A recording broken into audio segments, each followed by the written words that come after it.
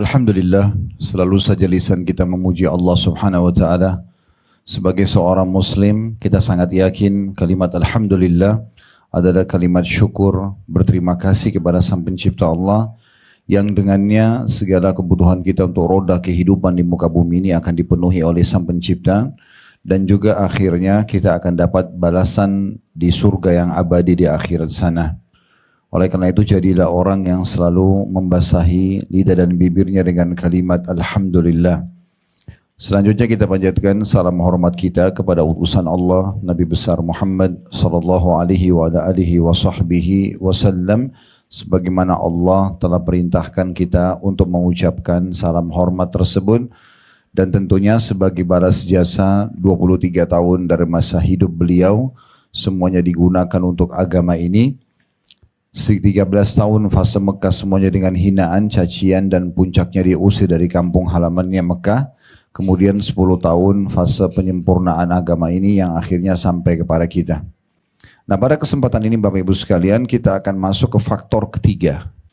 Dan ini sebuah resep yang sederhana sekali, namun sayang kalau disia-siakan. Allah Subhanahu wa taala menjadikan ini sebagai senjata orang-orang beriman. Dan apa yang akan kita bahas ini bisa menembus benteng musuh tanpa senjata fisik, bisa juga menembus hati manusia yang sudah keras sehingga menjadi lunak, bisa mengubah semua jenis-jenis hal yang kita tidak inginkan dari kriminal, dari kejahatan orang lain kepada kita menjadi perbuatan-perbuatan yang baik, menyembuhkan penyakit kita, memenuhi kebutuhan kita, apa saja yang kita butuhkan, maka kita bisa raih dengan faktor ketiga ini. Itu adalah doa. Itu adalah doa. Di buku kita ini ada di halaman 30 dibahas faktor ketiga tentang masalah doa. Kita akan mulai, Bapak Ibu sekalian, doa itu adalah curhatan kepada Allah. Ungkapan semua apa yang kita inginkan, yang kita harapkan dari mendapatkan nikmat atau selamat dari gangguan-gangguan dan siksaan, itu ada di doa. Kalau sama manusia, kita dianjurkan hanya konsultasi dan berbicara saja. Tidak dianjurkan dalam Islam untuk curhat dengan manusia. Ya, kita konsultasi, misal Bapak Ibu lagi sakit, kita konsul saja sama dokter.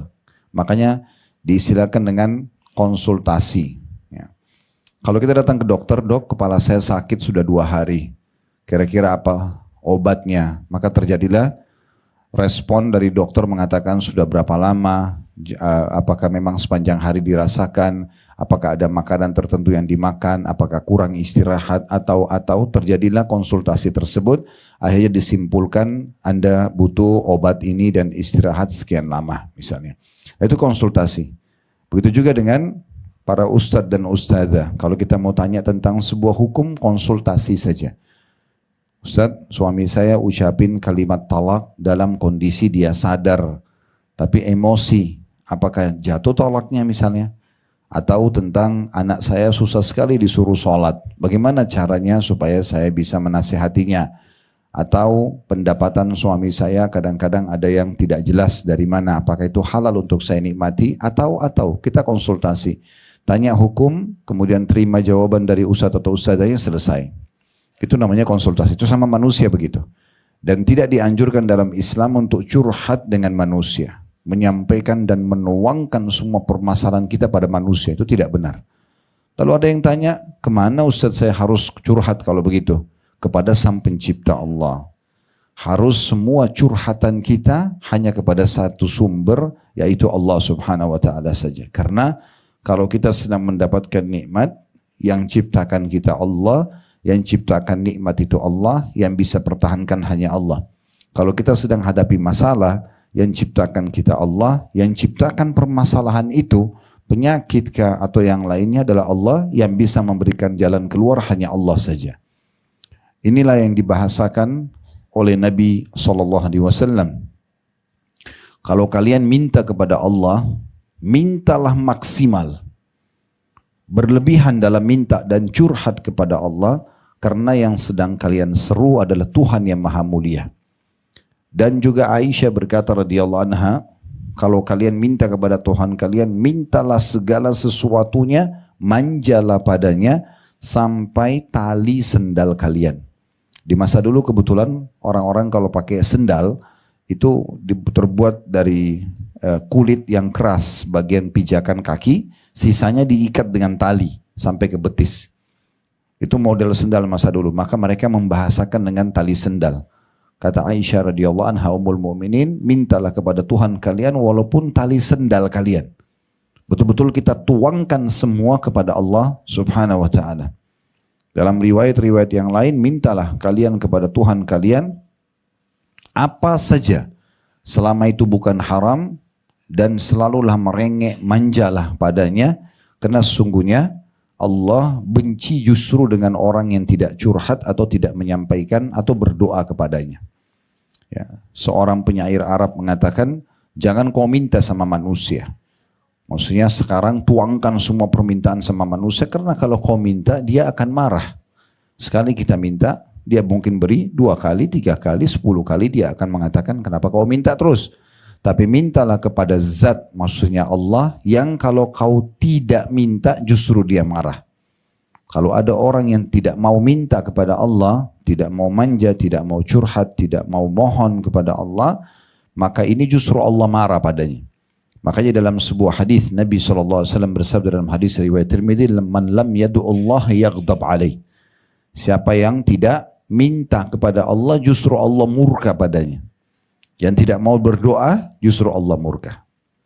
Poin penting juga dalam pembukaan kita, masalah doa ini Bapak Ibu sekalian, perlu digarisbawahi, berdoa itu dalam kondisi minta agar nikmat Allah dipertahankan, jauh lebih afdal, lebih besar pahalanya dibandingkan kita sedang ada masalah lalu minta solusi.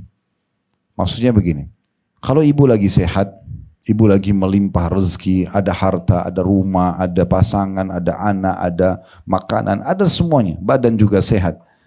Kadang-kadang orang di saat itu tidak mau berdoa. Kenapa? Karena mereka pikir semuanya sudah ada. Apa yang mau diminta? Fahami baik-baik, kita minta agar nikmat itu dipertahankan, minta agar kesehatan itu tetap bertahan, minta agar harta itu malah diberkahi, diberikan keberkahan tambahan, ya. Minta agar hidup kita yang sudah romantis, harmonis sama pasangan juga dipertahankan sama Allah. Itu jauh lebih afdal, lebih besar pahalanya dibandingkan nanti ada masalah minta solusi. Berarti dari apa yang saya sampaikan terakhir ini tadi, tidak ada alasan untuk tidak berdoa. Karena justru kalau kita minta agar nikmat itu Allah pertahankan, lebih besar pahalanya dibandingkan nanti ada masalah baru kita minta solusinya. Oleh karena itu Allah mengajarkan kita dalam syariatnya, sebelum setiap aktivitas kita berdoa.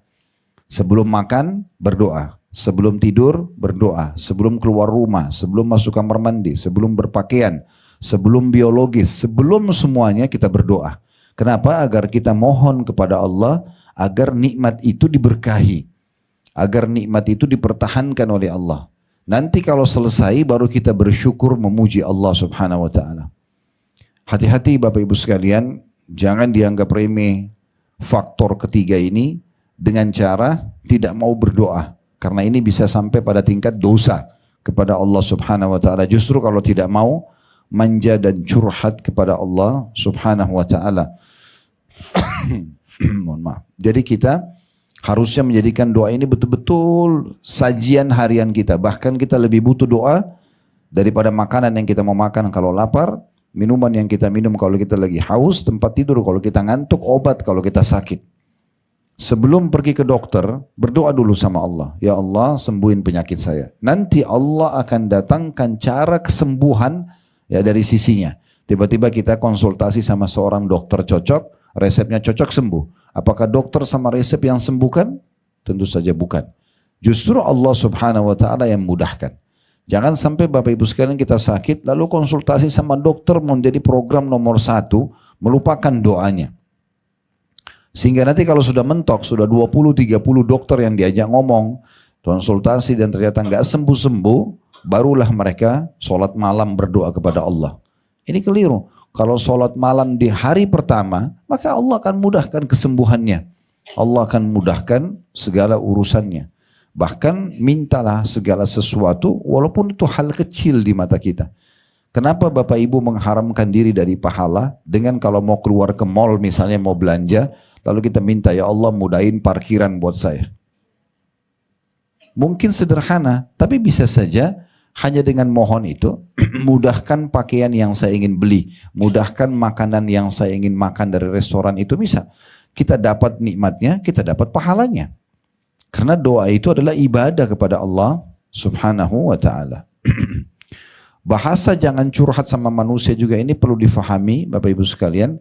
Kata sebagian ulama, kalau seandainya yang kita ajak ngomong ini, yang kita curhati, orang yang mencintai kita, seperti kedua orang tua kita misalnya, kita tuangkan nih kepada dia, saya masalah begini, saya masalah begitu. Sebenarnya kita sedang membuat mereka sedih. Sebenarnya kita sedang membuat mereka sedih. Berapa banyak anak-anak yang tidak menyadari masalah ini, mereka masuk ke bab durhaka dengan orang tua tanpa mereka sadari. Di saat ada masalah rumah tangganya, datang curhat, dia sampaikan ya kepada kedua orang tuanya, suami saya begini, istri saya begini, segala macam dituangkan, orang tuanya kepikiran. Mau nggak mau, karena mereka mencintai kita. Pada saat mereka kepikiran, dan ternyata si suami istri yang ribut tadi sudah baikan, mereka nggak datang menyampaikan ke orang tuanya lagi. Oh kami sudah baikan. Mereka tiba-tiba sudah baikan sementara orang tuanya terus kepikiran. Ini bisa masuk ke bab durhaka pada orang tua. Karena membuat mereka terbebani secara pikiran. Ya, makin kita tidak bebankan sama manusia makin bagus. Yakinlah Bapak Ibu sekalian, puncak doa seseorang hamba adalah bagaimana justru dia selalu melibatkan Tuhannya Allah Subhanahu wa ta'ala dalam setiap keadaan dia. Dia manja, dia merengek, dia mohon kepada Tuhannya, maka itu akan sangat baik. Kalau yang kita sedang ajak bicara ini bukan orang yang mencintai kita, seperti misalnya teman baru kita kenalan, kita sudah curhat dengan dia. Sekarang dia tahu permasalahan kita, maka ini setiap saat bisa menjadi musuh kita. Setiap saat dia bisa menjadikan apa yang kita tuangkan dan kita sampaikan kepada dia menjadi senjata. Karena dia sudah tahu kekurangan kita. Maka tidak ada manfaatnya untuk curhat dengan manusia. Karena tidak akan mendatangkan solusi. Kalau orang yang kita cintai kita hanya bebankan mereka. Kalau mereka tidak mencintai kita maka mereka punya senjata setiap saat bisa menyerang kita dan menjatuhkan kita dengan apa yang kita sampaikan itu. Oleh karena itu memahami doa ini penting sekali. Adalah bagaimana seseorang hamba itu manja, merengek, mohon kepada Tuhannya, dan ingat meminta agar nikmat dipertahankan jauh lebih baik daripada musibah sedang datang lalu minta solusinya. Walaupun itu bisa saja kita minta. Walaupun itu bisa saja kita minta. Baik, kita akan masuk ke syarat-syarat diterimanya doa. Sebelum kita baca apa yang ditulis di sini ya oleh penulis. Yang pertama harus ikhlas dulu Bapak Ibu sekalian. Karena Allah Subhanahu wa ta'ala. Lawannya ikhlas, riya, pamer, ya, mau dipuji. Nah kalau itu ada kita ikhlas. Kita tidak pernah berharap pujian dari orang. Ya, mau pamer sama orang kalau kita rajin berdoa. Maka secara otomatis masuk dalam syarat diterimanya yang pertama. Ya. Salah satu cirinya orang yang tidak ikhlas dalam doa. Kalau dia lagi pergi ke Mekah, depan Ka'bah sengaja foto menghadap Ka'bah, angkat tangan. Padahal tidak sedang berdoa. Tidak sedang berdoa. Supaya dia pamer sama orang kalau saya berdoa depan Ka'bah loh. Nah, ini berarti bukan ikhlas karena Allah. Kalau orang ikhlas karena Allah, ada yang lihat, tidak ada yang lihat, difoto, tidak difoto, tetap aja dia angkat tangan berdoa sama Tuhannya. Kan gitu. Dan orang-orang yang suka riya ini, mudah-mudahan di sini tidak ada. Ya, insya Allah. Tapi orang yang suka riya, suka cerita sama orang, suka kejar pujian orang yang hanya sepanjang lidahnya, ini saya sarankan tidak usah lama-lama dalam riya itu. Maksudnya ada orang nih, dia sholat tahajud semalam sudah khusyuk, udah sendirian, dia sholat, dia nangis sama Tuhannya, besok ketemu sama teman-teman kantor, ketemu sama teman bisnis, mungkin sama ibu-ibu ketemu, lalu ngobrol, semalam itu saya sempat nangis loh waktu sholat malam. Bahasa ini untuk apa dia sampaikan? Manfaatnya apa buat temannya? Gak ada. Unsurnya hanya karena masalah riya. Supaya temannya bilang, oh kamu hebat ya. Selesai. Jadi semalam suntuk yang dia pakai ibadah hilang dengan hanya 2-3 kalimat yang dia ucapkan pahalanya. Karena riya. Untuk apa? Orang yang seperti ini ringkas aja. Kalau Bapak Ibu ada niat untuk riya, mudah-mudahan tidak. Misalnya targetnya Ibu Fulan ingin menceritakan besok sama Ibu Fulana. Udah ndak usah tunggu besok, malam itu ketuk rumahnya bel. Nih saya mau sholat, lihat ya. Nah, kan selesai. Daripada sholat khusyuk, baru besok dicerita, kelamaan, gitu kan. Dan ini tidak ada manfaatnya. Makanya kata Nabi SAW, al-yasiru minar riya syirk. Sedikit saja riya, sudah syirik, nggak diterima sama Allah. Jadi ikhlas, ya. Ikhlas itu artinya memang kita ingin meraih pahala dari sisi Allah, tidak peduli dengan pujian dan celaan manusia. Itu syarat yang pertama. Jadi kalau mau doanya diterima, curhatannya kepada Allah dipenuhi, maka ikhlas. Kemudian yang kedua, tentu ikhlas ini berarti tidak pamer ya. Kalau kita harus berdoa di depan orang, misal memang kita lagi tawaf, kita lagi berdoa, ada orang yang dengar, itu nggak ada masalah. Memang di depan orang. Kalau ada yang tanya, ibu lagi berdoa ya? Iya, alhamdulillah, mudah-mudahan diterima doa kita ya. Kalau ditanya, kita jawab. Riya itu lebih jelas bagi orang yang tidak ditanya, dia cerita. Ya. Tapi kalau kita ditanya, ibu kenapa? Ibu mau kemana? Misalnya ibu tadi ke pengajian sini. Ditanya oleh seseorang, kerabat, tetangga, oh ya saya mau pergi ke pengajian. Karena ditanya kita jawab, insya Allah itu tidak riya. Tapi kalau tidak ada yang nanya, lalu dia sendiri yang, kamu ke pengajian enggak? Saya pergi loh. Enggak ada yang nanya, enggak ada yang apa. Hari Senin nih kamu puasa nggak? Saya puasa loh. Nggak ada yang nanya. Maka ini riya. Ya. Jadi harus jauhi. Karena riya itu betul-betul senjata pamungkas syaitan untuk membuat ibadah kita nggak diterima sama Allah.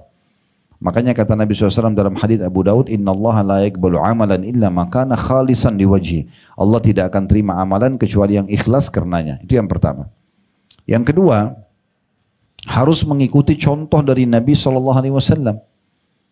Ini syarat diterimanya yang kedua. Jadi maksudnya berdoalah sebagaimana Rasulullah SAW berdoa. Beliau pernah angkat tangan, beliau juga pernah tidak angkat tangan. Kemudian cukup banyak sunnah-sunnah Nabi SAW seperti menggunakan dan memaksimalkan waktu-waktu mustajab antara azan dan iqamah, waktu diterimanya doa.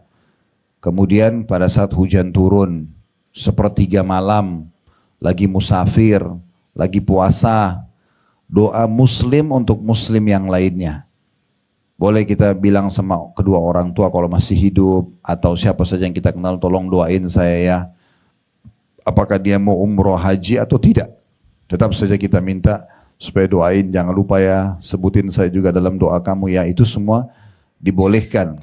Ya, itu disunnahkan oleh Nabi SAW. Jadi kita mengikuti poin ini. Kemudian yang ketiga, setelah ikhlas dan mengikuti Nabi SAW, yang ketiga adalah tidak tergesa-gesa.